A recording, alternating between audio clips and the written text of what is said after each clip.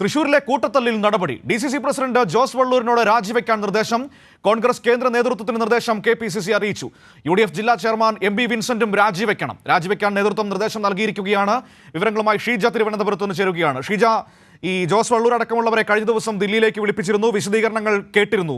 പക്ഷേ ആ വിശദീകരണം തൃപ്തികരമല്ലാത്ത സാഹചര്യത്തിൽ ഇപ്പോൾ നടപടിയിലേക്ക് കടക്കുകയാണ് കോൺഗ്രസ് നേതൃത്വം. ആദ്യഘട്ടത്തിൽ DCC പ്രസിഡന്റിനോടും UDF ജില്ലാ ചെയർമാനോടും രാജിവെക്കാനാണ് നിർദ്ദേശിച്ചിരിക്കുന്നത്.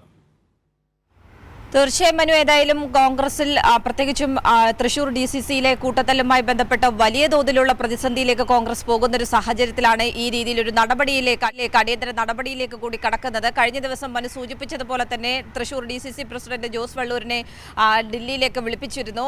ഇതിൽ വിശദീകരണം നൽകിയിരുന്നു. പക്ഷേ ഈ വിശദീകരണത്തിൽ തൃപ്തരല്ല AICC നേതൃത്വം എന്നുള്ളതാണ് മനസ്സിലാക്കേണ്ടത്. ഈ ഒരു നടപടിയിൽ നിന്നും AICCയുടെ നിർദ്ദേശത്തിന്റെ അടിസ്ഥാനത്തിലാണ് KPCC ഇപ്പോൾ രാജിവെക്കാൻ ആവശ്യപ്പെട്ടിരിക്കുന്നത്.